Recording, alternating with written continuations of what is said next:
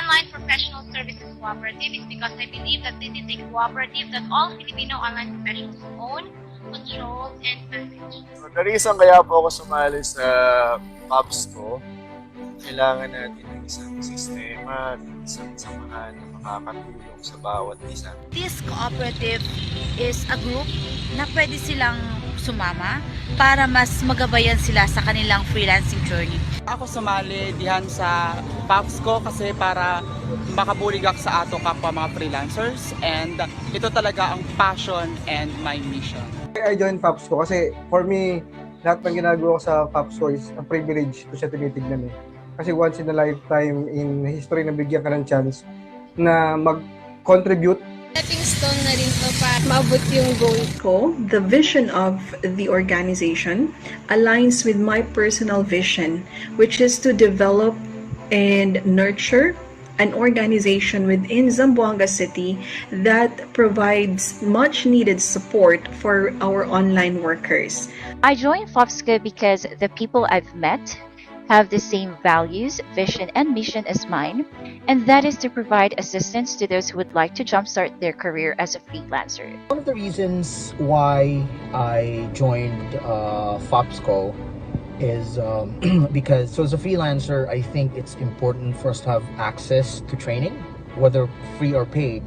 Wanted our individual reputations to have a collective reputation for excellence. I wanted to be part of an organization that would be a pioneer group of individuals who will be working to promote online freelancing here in the Philippines. The reason why I joined this organization is that I saw their mission and vision towards helping all Filipino freelancers. I choose FOPSCO because we learn and grow as a community to help also others. Feel more safe and secure knowing that my knowledge and skills will only come from the most renowned and experienced online freelancers and racketeras here in the Philippines.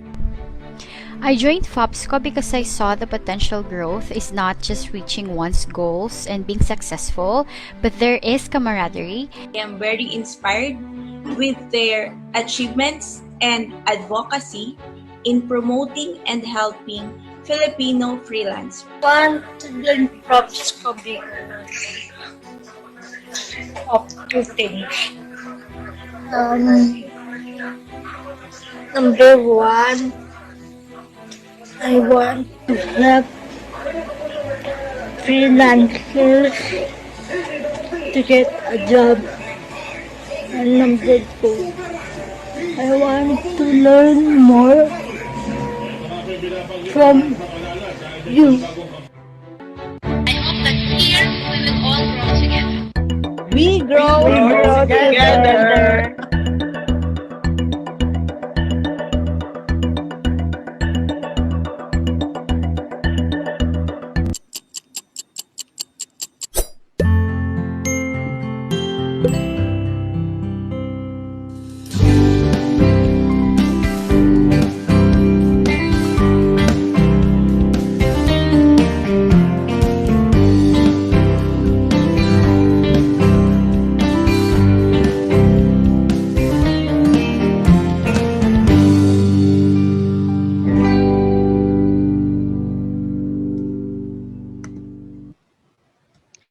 Hi everyone! Good evening sa lahat and welcome to FOPS Talk. Your friends and online professionals, this show is for you. FOPS Talk is brought to you by FOPSCO, the national-based cooperative for and by Filipino online professionals.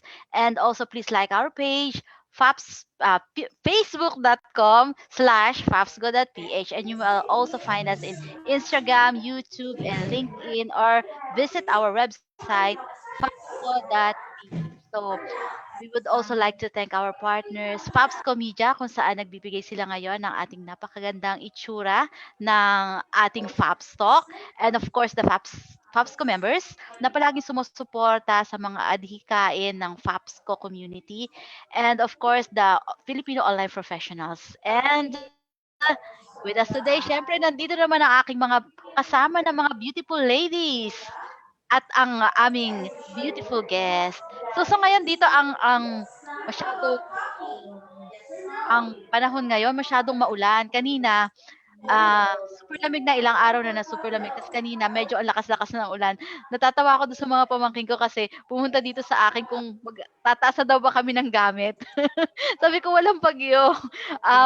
Sabi niya, "Tita, puno na yung kanal, magtataas na ba kami ng gamit?" So parang na-trauma na yata nung nakaraang bagyo sila nung bumaha dito sa'min. So how about you guys? How about you, Jehan? Okey ba yung panahon diyan sa inyo? Malakas ba ang ulan? Mukha bang bumabagyo na naman or ano lang, chill-chill lang? Diyos ko, 2 araw na kahapon, ang lakas-lakas ng ulan. Kung napapansin niyo guys, I'm currently promoting our Oh. favorite office today. Kasi nandito ako sa DICT at ako ang kanilang information officer. Nandito ako nakaupo sa kanilang information desk. Kasi kahapon, sobrang lakas ng ulan nung morning pa lang, whole day, sobrang lamig. Nag-blackout ang buong Zamboanga Peninsula. Take note, hindi lang Zamboanga Oh my City, but God. Zamboanga Peninsula, meaning pati ibang areas sa Zamboanga. Kasi yung main, namin, kasi we're connected sa Agusan River, parang power plant na parang hydrothermal Chenes. I don't know what happened, nag-trip daw. Something tripped off there. At yun, total blackout buong city. Ilang oras din yon. Tapos may klase ako ng DJT. So, syempre, stress na stress ang lola mo, diba? Oo nga, So, hindi yun. naman Tapos halata. today, Beautiful pa rin. nag-brownout na naman. Hindi kita sa mask yung aking stress. Kasi marami ring sugod din dito lahat ng 5-1 Talk teachers. Kasi syempre, ang ating kaperahan, hindi pwedeng umabsent. So, yun. Hanggang today, I think hanggang tomorrow, dito pa rin ako. So, patay magawa, call of nature, ganon. Oo. Oh, how about you, Rosh? Kumusta? Bisihan. Assessment kasi kanina. So, medyo maghapong bisibisihan at ayan, syempre nag-interview pa tayo ng mga OJT kanina. Pero so far, masaya naman kasi marami din tayong natutunan kahit dun sa mga bago nating na-meet na mga friend kanina. Oh, napaka-busy talaga nitong araw na 'to kasi kanina pa tayong nag-meeting ng 12:00 tapos start ng meeting na naman ng 4, 5, 6, 7 hanggang ngayon. May meeting pa ako ng 8 mamaya, Ako rin, 'di may ba? meeting pa ako Super ng busy 8. ang ating mga schedules. So, okay. So, mag-start na tayo, 'di ba? Parang ma-introduce na natin ng maayos ang ating guest. So, before tayo mag-start, yung mga audience naman natin na nakikinig ngayon, baka po pwedeng pa-like na our page and of course, you can also ask questions habang kami ay nagdi-discuss with our guest. So, ipakilala na natin ang ating guest.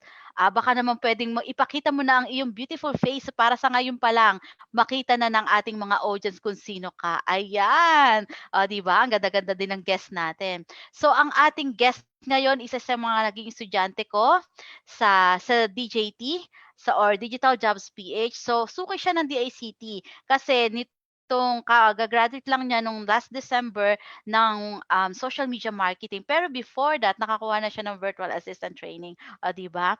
And siya ay experience niya, meron siyang experience as a restaurant supervisor. So naging secondary school teacher din siya, 'di ba? Naging machine operator din siya. At ang higit sa lahat, siya ay naging OFW for 9 years. 'Di ba? Ang tagal-tagal niya. Tapos pumunta lang dito at gusto niyang syempre mag-work online. So, without further ado, nais kong ipakilala sa inyo si Mara Lavares. 'Di ba? Hi Mara, kumusta ka naman, Mara? Mabuti naman po, ma'am. Okay. So Mara, kindly please tell us something about yourself. Sabihin mo naman sa amin ano yung naging journey mo kasi 'di ba sinabi mo na ikaw ay isang OFW. Sinabi ko kanina pala, hindi mo. Sinabi ko kanina na ikaw ang OFW. So ano ang nangyari? Ano bang nangyari at nandito ka ngayon sa Pilipinas kasi alam naman natin na 'di ba ano bang nangyari? Excuse me. Kasi ma'am, gawa po nitong ating unexpected na pandemic, ang COVID-19. So dahil po dito sa event na to, sa crisis na to, nawalan po ako ng work. So last April po, last year. Okay, thank you very much for that. So nung mawalan ka ng work, ano yung mga ginawa mo? Siyempre 'di ba, ano ba naramdaman mo nung mawalan ka ng work? So, kasi 'di ba, para at least maano naman na maraming mga kagaya mo para at least maano nila sa sarili nila na hindi sila nag-iisa. So, ano mga ginawa mo? Ano yung mga preparations? Ano yung mga nag-aral ka ba? Ikaw ba ay mayroon ka bang negosyong itinayo? Yung mga gano'n. So, ma'am, after ko mawalan ng work, syempre, talagang parang na-frustrate ako kasi pakiramdam ko kasi settled na ako sa Dubai kasi talagang maganda yung work ko, maganda yung sahod.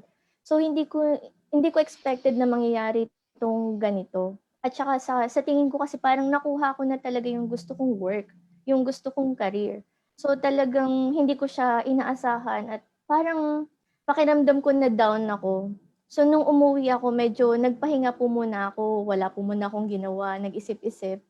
Then, after that po, nag-venture ako into baking. Kasi talagang mahilig ako palibasa mahilig ako sa pagkain. So, syempre po, doon po tayo sa paborito natin, yung masaya tayo. So, kahit po wala po akong talent sa pagluluto or sa pagbe-bake, nag-aral din po ako ng baking before. So, meron po akong motivation at saka meron po nag-guide sa akin yung mga friends ko po na chef. So, they lend me their recipes. Yun po. Then, nag-try po ako. And okay naman po. Kaya lang po medyo nag-stop po ako sa baking since nga po na nag-training po ako.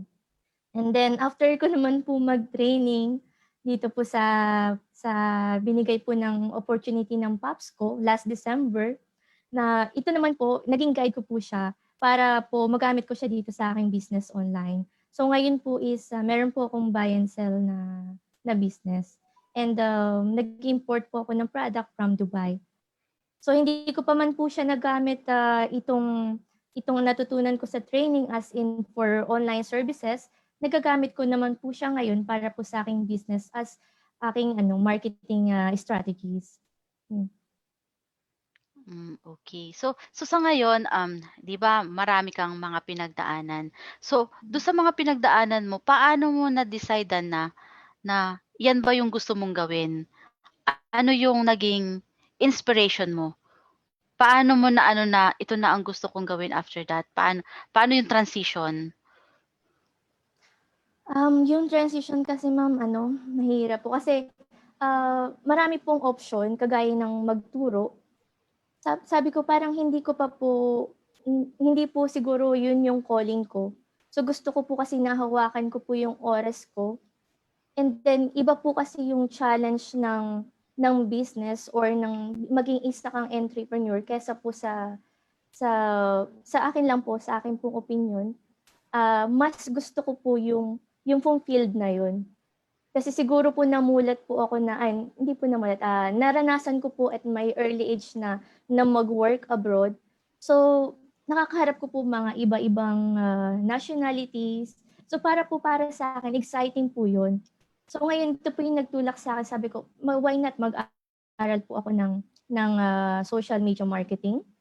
And then, pwede ko siyang magamit through online, makahanap ako ng aking mga clients. Online, hindi ko na kailangang umalis. Mag-stay lang ako dito sa bahay. Kasama ko ang aking anak na matagal kong naiwan. Ako nga po pala ay single mother. So yun po yung motivation ko na baka naman pwedeng dito na lang ako sa Pilipinas. May pasingit lang ako, Charles. May difference ba? May nakita ka bang parang, kumbaga, kasi you mentioned, kanina nabanggit ni Charlene na parang nawalan ka ng work because of the pandemic or during the pandemic. So, parang may nakita ka bang ano yung parang nakita mong silver lining doon sa nangyari na nawalan ka ng work? Ano yung pinaka sa tingin mo is, ito yung dahilan and this is one thing na naging easier for you to accept na hindi ka na magdudubay ulit? Kasi ma'am, naisip ko ma'am, kagaya ma'am ng aking nasa likod, kung mawawalan ma'am tayo ng opportunity, bakit hindi natin gawin yun para sa sarili natin? So maghahanap tayo pilit na magbibigay sa atin ng motivation para magkaroon tayo ng income. So yun po ma'am yung naisip ko na, bakit hindi ako mag-try? Hindi naman laging nakapokus lang ako sa isang bagay. So, pwede kong i-expand yung aking mga capabilities. At naniniwala po ako, since nag-try ako ng baking, na pag nag-focus ka sa isang bagay, marami kang ma-achieve. At kaya mo siyang ma-achieve. Okay, may Galing, ang question galing. pa Totoo, kayo? tama yan. I so agree. Yung sa akin, di ba maraming mga OFW ngayon, di ba, nawalan din sila ng um, nawalan sila ng work. Tapos nauuso yun, di ba, yung parang mental health, ganun-ganun. Maraming yung mga nagdi-depress, yung mga ganun. Nakaranas ka ba dumating ka ba sa point na parang nadidepress ka? At kung halimbawa dumaras ka na doon, ano yung ginawa mo? Just curious, ha? So far naman po, ma'am, hindi ko pa po masyadong naranasan yung depression kasi siguro dahil I'm surrounded with my family at saka meron po akong inspiration. Kaya lang po is, ang naranasan ko is parang pakiramdam ko nagsara yung aking nakikita pa lang na light. Kumbaga, andun pa lang ako, within my reach po, bigla siyang nawala. So, yun yung masakit sa akin na talagang ini-enjoy ko na. Nandito na ako, I'm starting to build my career. Ito na yung proud ako. Ito yung masaya ako. Tapos bigla siyang mawawala ng ganun-ganun lang. So, yun po yung medyo nakaka-frustrate para sa akin. Okay. So, from your experience, ikaw isang restaurant supervisor, nung nasa Dubai ka. Tapos, syempre, di ba parang iba yung linya mo ngayon? Yun. Meron ka bang ano yung sa mga natutunan mo dati? Ano yung mga nadala mo dito? Sa tingin mo ba nakatulong yon sa mga ginagawa mo ngayon, yung mga experiences na naranasan mo dun sa mga past experiences mo na nadala mo ngayon kahit ibang linya ka na? Opo, marami naman po, ma'am. Since po nag-work ako sa Taiwan nung nag-abroad po ako, hindi po ako nag-i-stick sa as in na employee po ako. As in yun lang po yung work ko. Meron din po ako mga part-time like sabihin na po natin common po sa ating mga Pilipino na gano'n. May sideline po, kunyari po para po dito sa atin, ewan ko lang po kung allowed, yung purong parang nagpapa-interest ka ng pera, may ganyan, mag-lend ka. Kasi nakakatulong ka na sa kapwa mo Pilipino, at the same time, kumikita ka pa po. So same time, nadala ko din po siya nung pumunta po ako sa Dubai, ganun din po yung ginagawa ko. So ngayon po, pagdating dito sa Pilipinas, sabi ko po, why not galing ako ng Dubai, nakikita ko yung mga products doon. So bakit hindi ko siya umpisahan na dalhin dito sa Pilipinas? Kasi marami din naman pong gumagawa nun. And then galing po ako sa restaurant, so hilig ko po talaga is pagkain. So medyo may dalawa po ang aking business. Yan yung baking po. Grabe, hustle queen ka rin pala. Pero may Oo. comment si Dens, pautang po, lols. Kasi daming hustle. Ayun po is sa tulong po ng aking mga nakilala po mga friends from Taiwan. So meron po talagang mababait na tao na nagtitiwala po. Naniniwala po ako na basta magaling ka po makisama at saka nakikita nila sa'yo na honest ka naman po is pagtitiwalaan ka po nila ng napakalaking pera. Meron tayong isang sabi ni Edgem Alcantara, hi, watching OFW from Qatar. Di ba? Meron tayong nag-watch. Hi, Ed. Hi, Em. Yan. Hi, sana ma-inspire ka din na mag-freelancer. Parang ito na yung magiging fallback if ever umuwi ka. Okay, meron ba kayong question, Jehan and Rochefel? Hindi, may comment lang. Estudyante kasi si Ed sa sa Ilocos Norte na class, social media management, and dadalhin din talaga niya sa Qatar din yung training. So there will be a Digital Jobs PH, God willing, matuloy training sa Qatar. Diba? Wow! So, oh my God! Magandang idea yun. Baka Oo. pwede ko rin Galing, ko gawin lang pag na rin magkaroon ako idea. ng chance bumalik sa Sa Dubai. Dubai ka naman. Ang galing. Yun nga Okay, yung sige, sasabihin ko go. kasi si Mara, 'di ba, OFW siya. So para dun sa ibang mga OFW na katulad ni Mara, meron ng chance sa inyo kasi hindi ang Digital Jobs PH hindi lang siya nagko-concentrate dito sa Pilipinas. Marami talaga siya mga projects na nakaabang for 2021. So ang tanong lang, gaano nyo ka gustong umuwi at gaano kayo ka-willing, 'di ba, matuto ng mga bagong skill kasi hindi naman talaga lahat willing matuto ng bagong skill, especially kung nasanay ka na may comfort zone ka na. So, I will relate that question to you, Mara. Nung nag-decide ka na mag-take ng course sa Digital Jobs PH at lalo na naranasan mo, di ba? Ano yung pwede mong ikwento sa kanila na, sige, pag kayo nag-training ha, ganito. So, can you please tell them, give them an idea of what you experienced? Paano ka nag-decide na mag-aaral ka ng bagong skill, tapos nung nandun ka na, ano yung na-experience mo? Ma'am, ako kasi talaga ang personality ko is I love to learn. Kasi yun yung siguro yung nagtulak sa akin para magkaroon ako ng magandang career sa Dubai kasi talagang eager akong matuto. So, nung sumali po ako nung first sa aking virtual assistance training, sabi ko exciting kasi natututo po ako ng mga mga lesson na hindi ko pa na-encounter before. Kasi since ako po ay medyo maedad na rin, so medyo nalilate po ako dun sa ating mga, yun nga po yung sinasabi ko, hindi po ako tech savvy. Kaya po ako medyo nahihirapan. Actually po, nung isinali ko din yung aking anak before, siya pa yung nagtuturo sa akin kung anong mga gagawin. So talagang parang excited akong matuto. And then, ito pong pangalawang training, medyo ako po ay parang nabigla. Kasi ibang-iba po siya doon sa nag-usap po kami naman ni Ma'am She, nag-share po ako sa kanya. Sabi ko talagang parang nahirapan po ako. Honestly nga po ay ako po ay parang medyo nagkasakit. Kaya po medyo kasi talagang pinagpupuyatan ko pong tapusin yung aking mga task. Kasi po talagang gustong-gusto ko po siyang matapos, gusto ko pong matutunan. Kasi sabi ko same time kung hindi ko man siya ma-achieve, kung hindi ko man siya magamit as a freelancer, feeling ko magagamit ko talaga siya sa business ko. So yun po yung dalawa po yun parang mag-hit ka ng 2 birds and 1 stone. So yun po. Follow up ako ha. Dahil nahirapan ka, is that something that you will recommend to OFWs your age na naghahanap ng ibang pagkakakitaan na gusto nang umuwi? At if you're going to recommend that, ano yung kailangan nilang bantayan? Ano yung kailangan nilang paghandaan? Inire-recommend ko po siya. Wala naman po tayong na-achieve na bagay na madali. Siguro po meron pero sa ibang bagay. Lahat po ay pagdadaanan mo po. At sa tingin ko po is pag naghirap ka po, mas doon mo siya ma-appreciate, mas doon mo siya pahalagahan.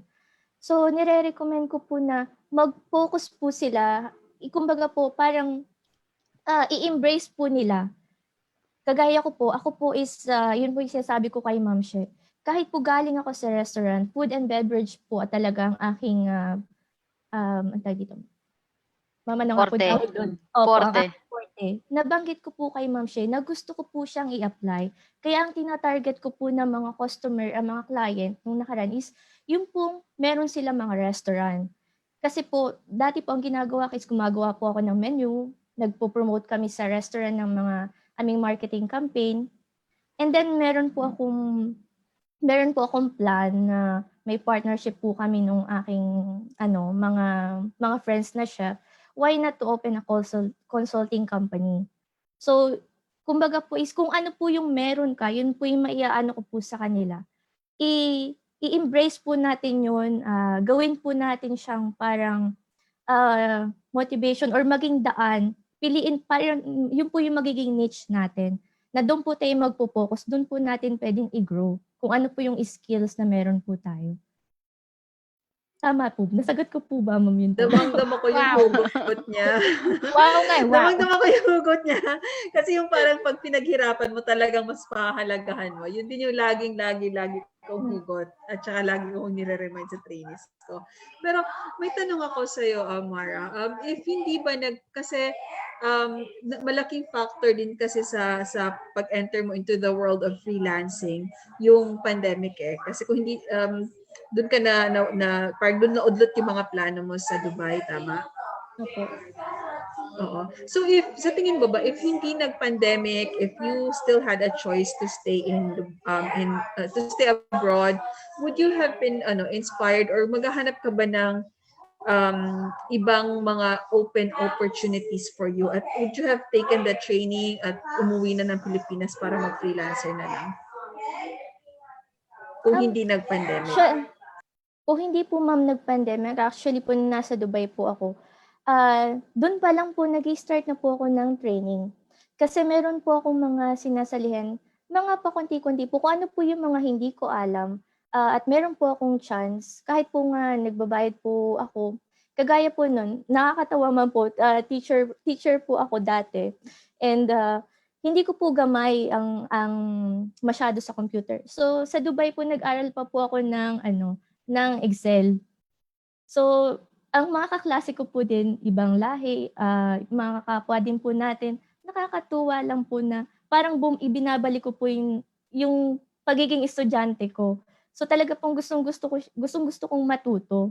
So doon pa lang po sumasali na po talaga ako ng mga training. Parang doon na talaga papunta yung path mo. I believe ganun, parang doon na, yun talaga parang kung saan ka nakadestino, yun talaga yung path na talagang i-open for you. Charles, may tanong ka? Nakamute yata si Charles. Kanina nakamute ako. So, mabalik tayo dun sa iyong yung nandun sa abroad ka. Ano yung pinaka-unforgettable experience mo sa abroad? Yes. Tapos, syempre, dito din sa sunod doon, unforgettable experience mo naman during the training ng DJT. Noon at ngayon. Ang unforgettable experience ko po is, syempre po, isang good at isang bad nung nasa Dubai po ako. Syempre, nandun na po yung experience ko. Unahin po natin muna yung bad. Dumating po dun sa point na, kasi ako po yung nagmamanage ng restaurant, nagre-report po ako directly sa owner. So medyo meron po dong mga misunderstanding na nagkakaroon siya ng parang ang baba-baba na nung tingin ko sa aking sarili. Kasi syempre po may mga bagay na minsan hindi natin na-achieve doon sa work. So yung pag nasasabihan ka po ng ibang tao, lalo na ng boss mo, so medyo madadown ka po. At yun talaga po yung pakiramdam ko na parang sabi ko, kailangan ko pa bang ipagpatuloy ito? Mag-stay pa ba ako na parang nilalamon na ako? Yung mararamdaman mo po na merong racial discrimination, na meron yung talagang malayo yung agwat ng employee sa employer. Doon po talagang medyo parang nagbe-breakdown ako. Pero dahil nga po kailangan nating kumita, meron tayong pamilyang umaasa, so nag-stay po ako. And then of course naman po, ang hindi ko po malilimutan is yung pong sumahod ako syempre. Yung kauna-unahan kong sahod doon na talagang hindi ko mapaniwalaan, pinakamalaki ko kung sahod ever sa lahat po na naging work ko. So sabi ko, nung na-receive ko po yun, alam ko po hindi lang po pera ang pinaka-importanteng bagay, pero yung paghawak ko po nun, alam ko na mapapag-aral ko yung aking anak na hindi ko kailangan dumepende sa iba. Yun yung parang ano po ba tawag doon? Parang punong-puno yung puso ko. Yung po ganun. So, about po sa Dubai. Dito naman po sa training. So, good and bad din naman po ang i-share ko. Parang, ayan na, maglalabas na yung mga hugot. Ilalabas na sa manalong sa akin. Get ready. Siyempre po, ang good is, nagkaroon po ako ng chance na makita na meron pala akong ibang skills na hindi lang pala ako pang abroad. Pwede rin ako mag-stay sa bahay, pwede rin ako magdudot ng computer ko na hindi ko na kailangan na may magagalit sa akin, na may sisigaw dito, doon. So sabi ko, why not? Try ko. Mukha namang okay. So yun yung unforgettable experience ko na sabi ko, sige, total technology ngayon ng why not i-try? So, ang medyo bad naman po is yung pong nagkasakit ng po ako. Para lang po sa akin yun. Siguro po kasi nabigla ako, masyado kong pinersa yung sarili ko. Na pag humaharap na po ako sa laptop is nahihilo talaga ako. Yung po sinasabi ko kay Ma'am She. Actually po, umiyak pa po talaga ako noon. Kasi, tinawagan ko po si Ma'am She kasi napro-frustrate po ako na hindi ko matapos yung task.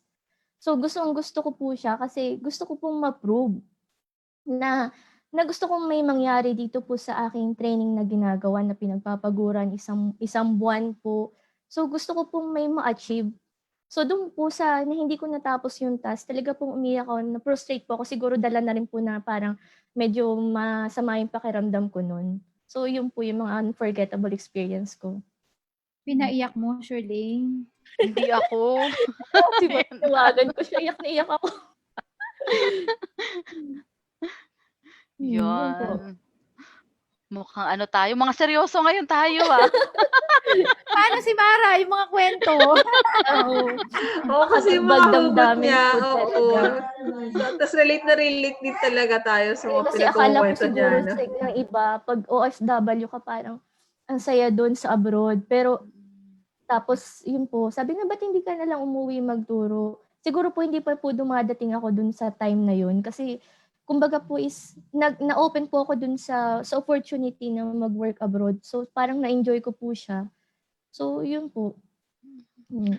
As a freelancer naman, as an online worker, we are also an OFW version 2. Di ba? Yes. Online Filipino worker. So, OFW din tayo. Hindi ko po makakalimutan yan kasi pag nag-workout po yung aming plan na business abroad na yung consulting company po, ma'am, talagang malaking pasalamat ko po talaga sa Pops ko. At hindi pa, ma'am, sa DICT. Sa DICT po, lahat po, pinapasalamatan ko po. Yun. So may question pa kayo? Anong kasi tagal-tagal ka rin sa abroad eh. So ano yung experience na pinaka nami-miss mo ngayong nandito ka na nakapirmi sa Pilipinas?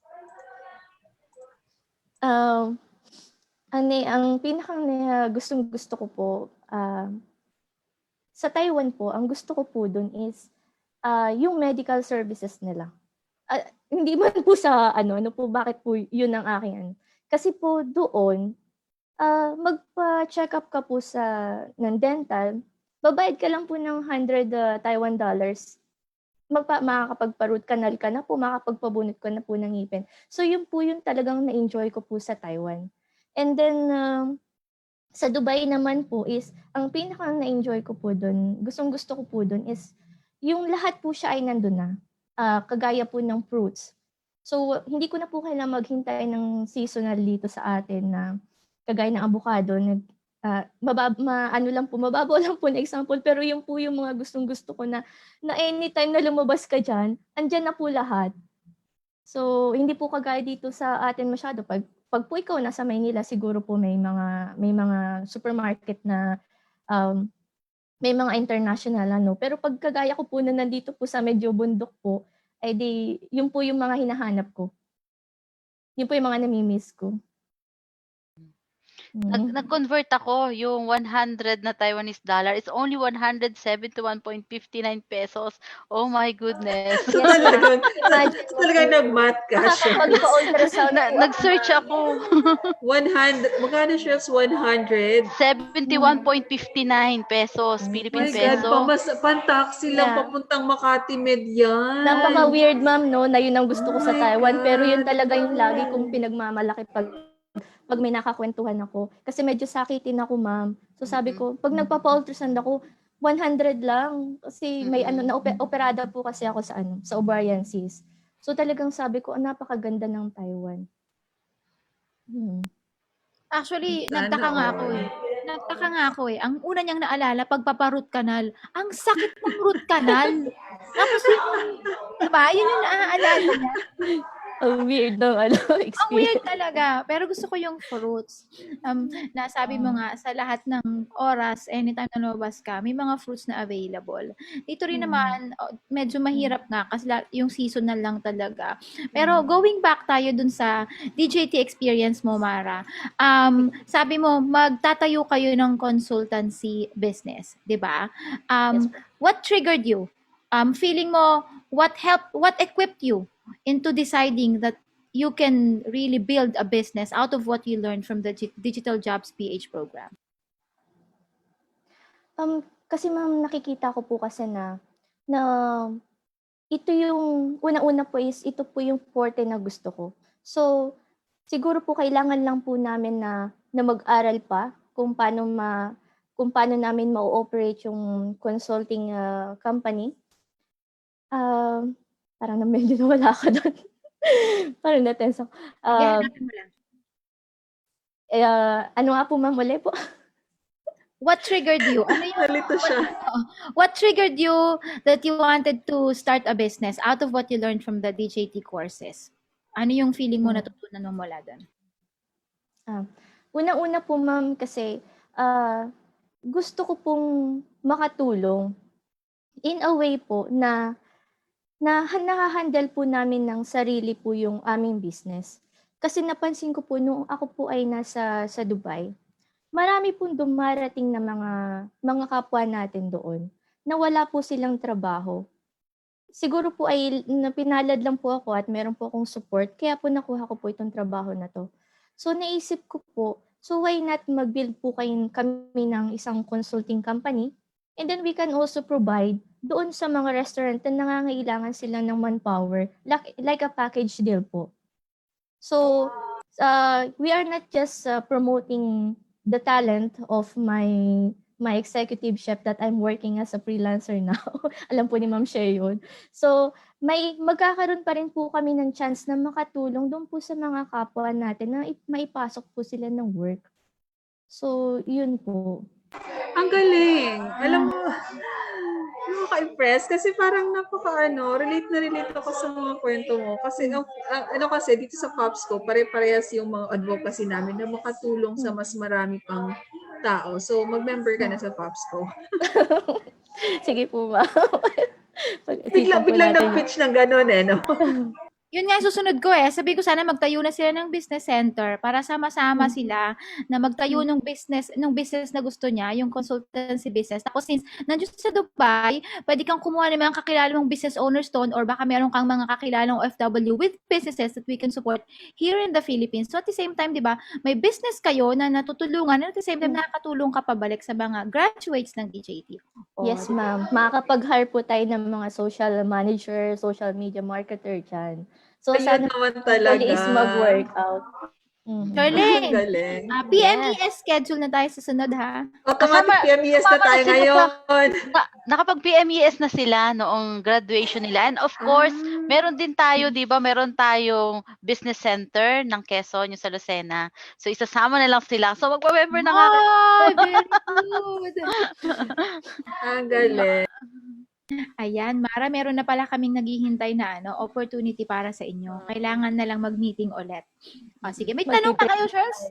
Sino pala yung yung sa consultancy business, if I may ask, yung mga ka-partners mo ba doon are fellow DJT graduates din? Hindi po, ma'am. Foreigner, meron po kasi akong kakilala na siya po isang executive chef at meron din po isang pastry chef. So, ang original plan po namin is, sali po na mag-work din po sila, why not gumawa ng menu? And then, they will just go to the restaurant na kailangan po. Yung po mga magsisipag-open or gusto niya mga bagong menu, bagong recipe. So, yun po yung i-offer namin. And then, sabi ko po is, dahil nga po mahirap, so why not we'll make it a package na pwede rin tayo mag-expand tayo into a manpower. So, yun po.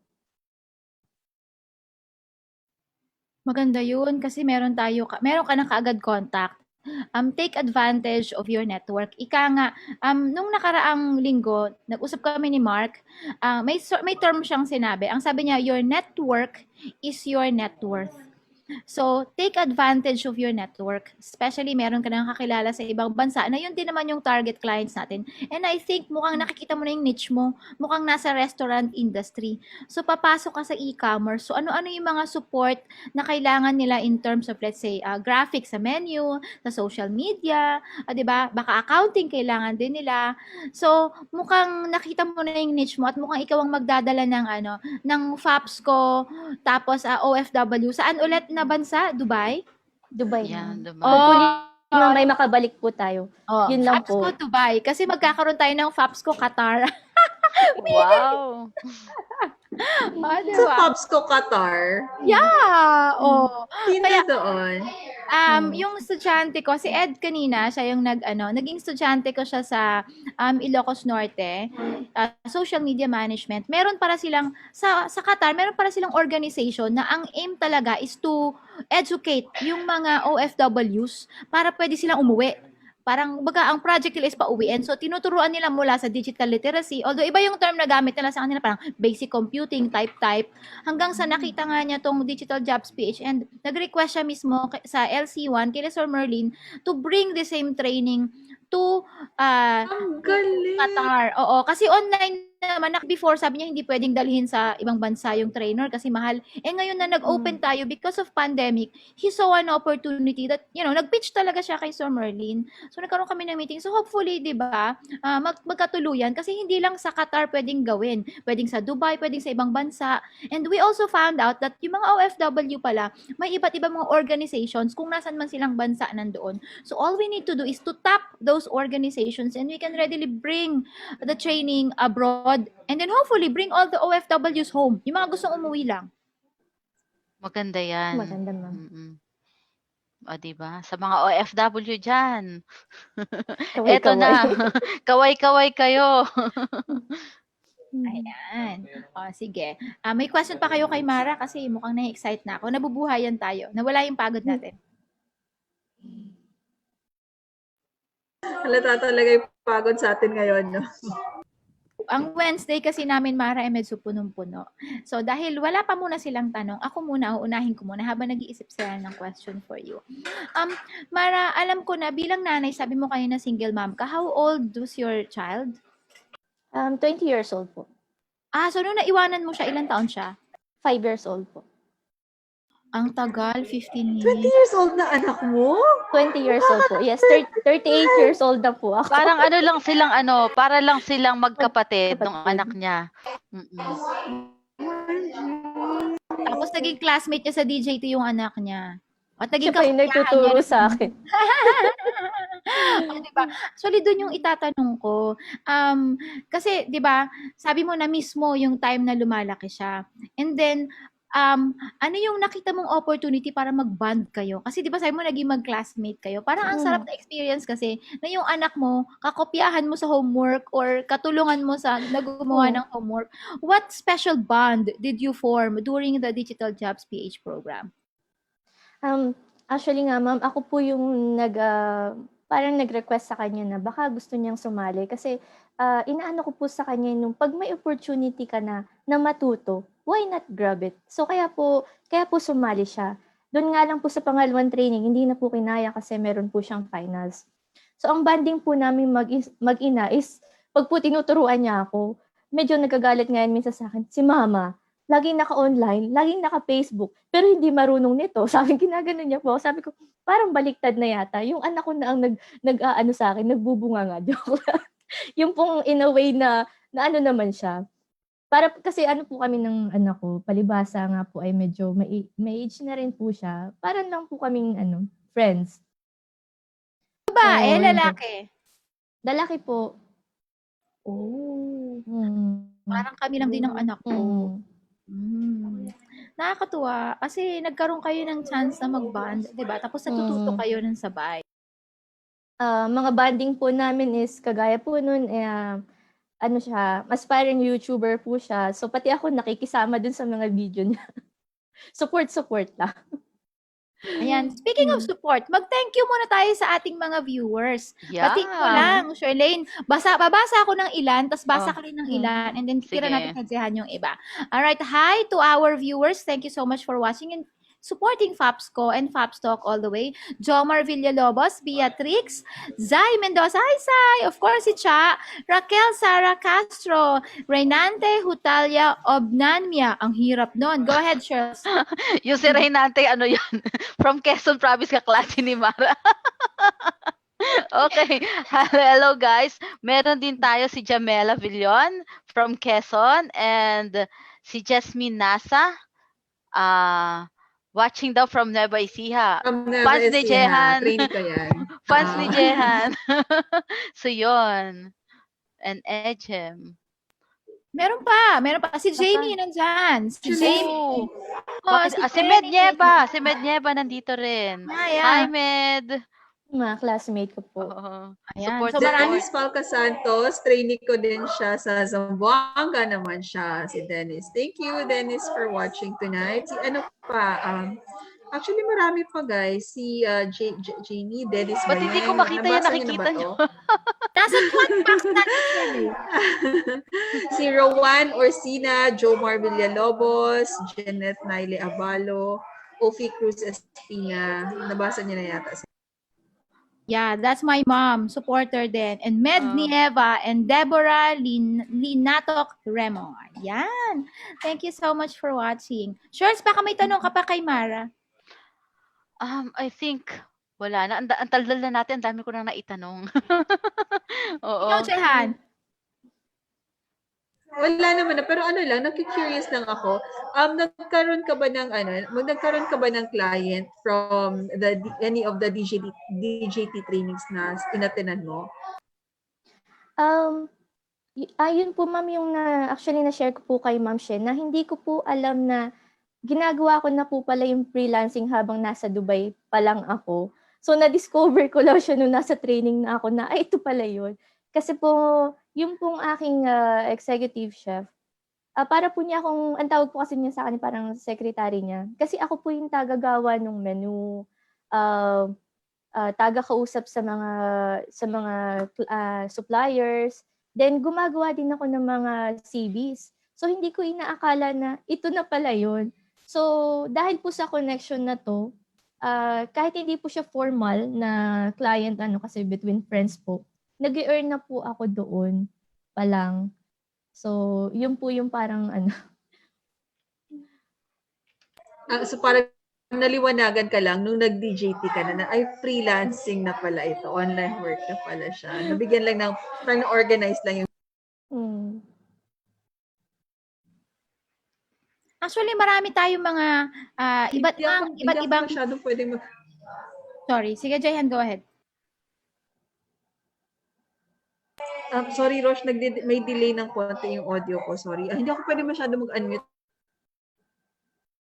So, kayo muna, girl. No problem. Actually, naiintindihan kita. Hindi natin sila pwedeng bawalan kasi nandyan ka. Ikaw ang nakikihiram ng internet at ng computer.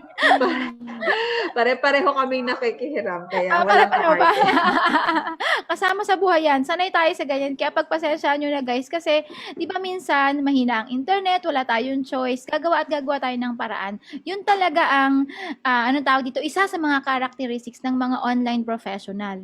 Yun bang kahit umuulan, kahit umabagyo, kahit walang internet, kahit walang ilaw, gagawa ng paraan maka-online lang. O, di ba? So, kita nyo naman si Jehan hanggang ngayon, di ba? O, naghahanap ng paraan, kahit na medyo maingay sa background, tuloy pa rin ang buhay, tuloy ang trabaho. Yan, Mara, yan, tungkol dyan yung sunod na tanong ko. Ano yung, kanina tinanong ka ni Charlene, what's your unforgettable moment sa DJT? Ang tanong ko naman, ano yung pinaka-take away mo? Ano yung natutunan mo sa DJT? Hindi skill. Okay? Something na feeling mo madadala mo sa susunod at magandang i-share sa ibang mga DJT graduates din or sa mga gustong mag-DJT scholars.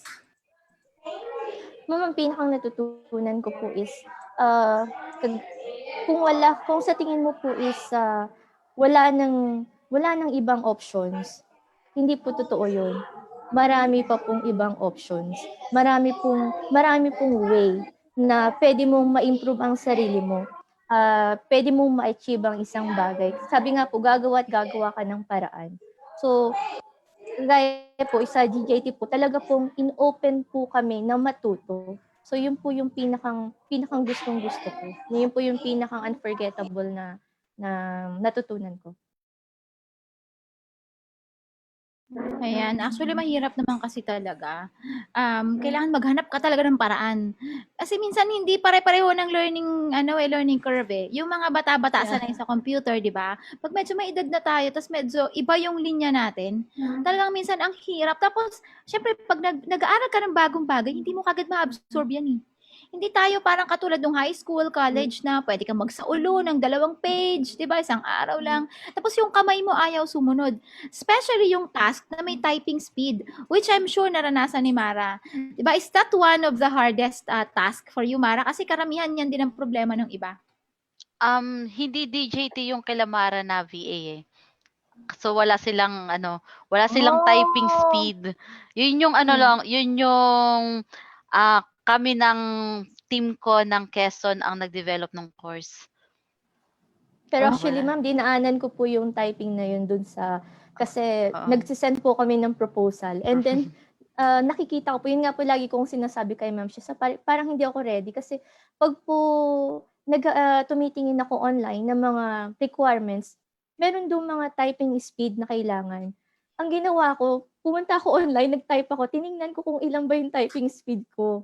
So, sa bawat dumarating po na pagkakataon, meron kang ma-encounter na, sabi ko, alam ko ba to? Kaya ko ba to? So, ang gagawin ko is, magsisearch ako para malaman ko. Sabi ko, ano nga ba yun? Yun, ganun po nangyari sa akin nung habang nag-training. Natututo and yun. Ganun naman talaga. Hindi natin kayang isaksak sa utak natin lahat. Pero if we learn at least one thing every day, one thing new every day, at the end of the year, we already learned 365 things. Diba? Ganun din sa technology. Ako nga hanggang ngayon sa typing, hirap ako itong Pinky. Ang hirap nito. Yung sa Ako rin. Kaya ito ang ginagamit ko. Hindi naman ako dot-dot. Typewriter generation si Shirley. Pero ito yung ako dati ganyan, no? Di ba? So, may mga ganun tayong experience, diba? So, okay lang na medyo mahirapan basta we're always here and willing to learn new things. Diba? May tanong pa kayo? Ako magtanong. Okay lang kayo na ako muna magtanong. Go na, take the lead. Mara, pasensya ka na. Ako muna ang magtatanong sa'yo ngayon. Kasi natuwa ako doon sa journey mo as an OFW and then nung nakauwi ka. Ano yung adjustment mo? Alam ko iba yung sahod eh. Iba yung income. Paano ka nag-adjust? Actually, ma'am, hindi pa ako maka-adjust. Kasi talaga, honestly, ma'am, talagang napakahirap kasi so malaki po talaga, ma'am, kasi yung difference. As in, hindi ko masabi online, pero talagang malaki siya. Kaya po yun po talaga yung naka-frustrate sa akin. Nangalahati man lang ba yung income mo as freelancer? Hindi pa po ako nag-ano ng freelancer, ma'am. I mean po yung paano po? Meron siyang store ngayon. Yun yung pinagkakaabalahan niya. Nagtayo siya ng isang store na kung saan nagbebenta siya ng mga damit. Noong nag-BVA, ang binibenta niya cakes. Nitong digital marketing, no, social media marketing, mga damit naman ang binenta niya. Nag-level up na. Member po kasi inad ko po kasi si Ma'am Shedon. So padating po, umpisan ko po actually po inumpisan ko na po yun, mga imported goods po yun from Dubai. So yun yung kanyang pangkabuhayan showcase sa ngayon. Na ini-apply niya yung mga natutunan sa training. In terms of budgeting, alam ko kasi nag-adjust ka malaki on budgeting, di ba? Ano yung mga ginawa mo para makatipid, makakope, bukod dun sa, kasi naghanap ka ng ibang racket, di ba? Pero in terms of squeezing the little budget that you have, what are the adjustments that you did? Yung anak mo ba, sinabihan mo, nag-usap kayo, paano siya na-involve on that? Yung anak ko naman po is tinutulungan po niya ako. So ngayon po, actually hindi pa po nala-launch yung kanya. Sa kanya naman po, may business din po siya. Inanuhan ko po siya ng para sa kanya. So, meron po akong akin and meron din po siyang kanya. Ang sosyal ng anak, nakakatuwa Ah, masyado. kasi po, nasa ano ko po kasi is dadalawa lang po kami. So, kailangan po is, ngayon pa lang po, ready na po siya. So, ano man po, hindi po nandun masasabi ang buhay. So, gusto ko po na maiwan ko man mag-isa yung aking anak is ready siya anytime. At napakaswerte ko naman po talaga kasi yung aking anak po talaga ay napaka-responsible at maaasahan ko na agad. Hindi ko po siya sakit ng ulo. Ako po yung sakit ng ulo niya. Ayan. Yan ang nakakapagpasalamat talaga pag meron kang anak na mabait, di ba? Tapos nakakatuwang mo sa buhay. Hindi yun parang lagi mong responsibilidad kahit malaki na. And regards ma'am do sa question mo, paano po kami nag-adjust? So ngayon po, napakamahal po ng bilihin.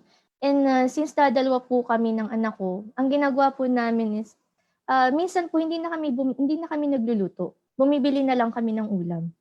Kasi feeling ko mas nakakatipid kami. Kasi pag po nagluto ako, parang pagluto ako 1 kilong karne na agad. Like, ganun po, ang bilis niya. So kung ang gagawin po namin is, bibili na lang kami ng ulam namin, mag-ina. Halimbawa po, isang meat, isang vegetable, 100 pang lang. lunch. Opo. Tapos isang meat, isang vegetable naman din po sa dinner. Pag po nagsawa na po kami, iba naman po. Ganun po ang ginagawa namin mag-ina. Ha? O sige, last tanong na bago tayo mag-FAPS talk. May tanong dito. Ngayong may sources of income ka na, businesses and upcoming plans of outsourcing, mag-abroad ka pa din ba? Oh.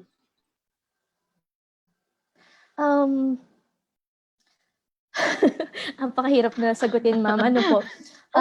Hindi ko po kino-close yung door na makaalis po ako kasi nga po, meron po kaming mas bigger plans na feeling ko po talaga is mas makakatulong siya sa marami kung matutuloy po. Pero kung considering naman po na hindi po mangyari, so mag-i-stay po ako dito sa Pilipinas and gagawin ko po lahat ng pwede kong magawa. Gagaya nga po niyang aking business at then why not po? Pag po medyo maganda na po yung takbo ng aking business, pwede na po akong mag-switch naman po sa freelancing. Kasi doon pa lang po, pwede ko nang gawin siyang experience na ito, nagawa ko nga sa business ko, why I can do to your business. So, yun po yun. That's right. O ayan, mag-FAPS talk na tayo. Marami kaming natutunan, marami kaming na-realize, lalo na siguro yung mga nakikinig ng mga OFWs na katulad mo, Mara. So sana makarating talaga ang Digital Jobs PH training program sa mga kababayan natin na nakakalat sa buong mundo. O, 'di ba? FAPS talk tayo. Sino mag-start? Charlene, mukhang tayong dalawa muna mag-FAPS talk ngayon. Listen only muna si Jehan. Listen only ba? Okay. So, sige. Mauna ako. Number 1, wine or beer? Wine po. Morning or night person? Night person. Okay. Say, online tools you can't live without. Online tools. Ang hirap mong sagutin. Ano ba, ma'am? Ano ba? Limutan ko Email, yung Facebook? Pwede naman mga ganon. Canva. Canva. Facebook, ma'am. Okay. So, your home regular office attire? Dress, ma'am. Lagi po ako naka-dress pag nasa bahay. Wow. Okay. Back to you guys. Dress. Sige. Where do you go when you get bored? Mall? Kahit ngayon? Opo, ma'am. Minsan nga pag nagkakasakit ako, sasabihin lang ng anak ko, kasi mama, hindi ka nahahanginan. Kailangan mo pumunta sa SM. Okay, sige. What would your pet say about you if we ask for a reference? So, pag tinanong namin ng aso mo, for example, ano sasabihin niya? Sino si Mara? Sabihin po niya is my mother. Kasi po actually mayroon po kaming 2 pet talaga. Yun po yung nakalimutan ko po sabihin, yun po yung naunang business ng anak ko. So meron po kaming 2 doggy na dito sa bahay na kasama namin. At kung makikita po niyo sa aking profile sa Facebook, kasama po namin sa aming family picture. Ay, ang sweet naman. Describe your life using film titles. Sana maulit muli. Ano yung uulitin mo? Yung po pag-abroad. Yung pag-abroad. Akala ko na ulitin. Hindi na po yung aking nakaraan na ano. Yun na nga ang tatanungin ko eh. Yung po pag-abroad. Pag-abroad. Yung finances, syempre. Tama yan. Now, describe, what if your life is a book? What would be the title?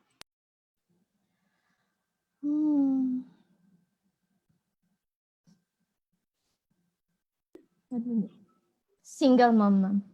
Single mom. Ang Single tara. mom struggles. Yes. Who and what keeps you motivated? Yung anak ko po. Yan, syempre. Or thank you so much, Mara, for guesting and gracing FAPS Talk. One last message for everyone who are listening. Alam ko naman na medyo yung meron kang entrepreneurship mindset. Ang isip mo palagi nasa negosyo. Baka meron kang gusto ma-share sa mga tao na gusto magnegosyo na akala nila ang online professionals industry para lang sa mga gusto maghanap ng trabaho. So what can you tell them as a parting message? Ang masasabi ko lang po is, wag po tayo nawalan ng ibang opportunity. Wag po tayong madadown. Pilit at pilit po na meron pong paraan. And wag po nating isipin na hindi ko to linya. Hindi po ganun. Bilang kagaya ko po, bilang isang single mother, lahat po gagawin natin para sa ating pamilya. Ako nga po kahit noong una po nahihiya ako na mag-alok ng paninda, pero kinakapalan ko po yung mukha ko. Kasi sabi ko po, marangal naman po itong ginagawa ko. Hindi naman po ako mangloloko ng ibang tao. At saka ginagawa ko to para makasurvive kaming mag-ina. Kasi kung hindi ko po siya gagawin, wala pong mangyayari sa amin. So, kailangan po ng lakas ng loob, creativity, at saka syempre, wag po tayong makakalimot na humingi ng tulong sa Diyos. Yan. Lakas ng loob, creativity, at maraming dasal. Yun ang sabi ni Mara. Tama naman, di ba? Okay. So, Shirlene, Jehan, baka meron kayong mga parting message? Muted, Shirls! Okay, nakamute pala ako. So maganda yung nakalagay sa likod ni Mara, if opportunity doesn't knock, build a door. O, di ba? So, Mara, di ba meron kang business ngayon? Baka gusto mo na invite sila na to like your page man lang or i-plug mo sa kanila kung saan sila makakabili ng mga cakes at saka ng mga damit na ibinibenta mo. Pinopromote ko po yung aking business para akong celebrity ngayon. Ang Facebook profile ko po is Dalmara. So, akin din pong in-offer na if ever po yung iba na gustong magkaroon ng kanilang business, so willing po akong i-share po ang aking importing business. Pwede po kayo mag-reseller sa akin. Magagaling po siya ng Dubai. Gusto ko po makatulong din. Hindi lang po para sa akin. So, pwede niyo po akong makontak sa Dalmara kung interested po kayo. Yun. So siguro Del, mamaya ilagay mo dun sa thread yung iyong Facebook page para kung gusto kanilang mapuntahan yung page mo, i-click na lang nila. So, actually, mama, gusto ko lang po sabihin sa kanila, nag-i-start pa lang po ako, pero kung makakasabay ko po kayo dito po sa business na to ay mas maganda po. Sabay-sabay po tayong mag-grow. Yeah, di ba? Growing together! Growing together! Yes! Ayan, Okay. nag-unmute ako. Sige, baka may parting message ka, Jehan. Actually, wala na. Nakaka-inspire lang. Kasi ngayon ko lang din, before kasi meron ako misconception na parang pag nag-work ka na abroad, ang ganda na ng buhay mo doon. Parang you really won't be coming home. Kasi ano bang nag-iisip sa Pilipinas. But hearing Mara's story and yung story din ng student mo, Rosh, na-realize ko na iba pa rin pala talaga sa sarili mong bansa. Iba pa rin talaga when you're home with your family. So marami, and na-inspire ako kay Mara kasi yun nga yung sinasabi mo na kung talagang gusto, may paraan, marami kang mahanap na paraan talaga. So thank you for gracing our show tonight, Mara. It's really Thank you din po, ma'am. It's a pleasure po. Naririnig ko si teacher, teacher, I love you. Kasama sa Memorize ko Popstock na yan. yan. Actually, guys, kasama yan. Kasama yan sa Popstock. Okay, sige. Yun lang ako. Shirley, ikaw baka may gusto ka pang sabihin Wala pala. na, okay na. Thanks. Alright. Thank you so much for watching us, guys, and hope to see you again next Wednesday. Pagpasensyahan nyo kami. And please like our page, facebook.com/fapsco.ph, a national-based cooperative for Filipino online professionals. You may also find us in Instagram, Facebook, YouTube, and LinkedIn. And if you had some takeaways in tonight's show, please share this episode para naman mas maraming matuto, lalo na yung mga OFWs. Please share it away, di ba? Para malaman nila na pwede rin pala sa kanila at baka pwede na silang umuwi. So thankful also for Fapsco Media, our partner in giving this wonderful show. And of course, join us again next week for another wonderful show for our Fapsco family. Let's keep growing together.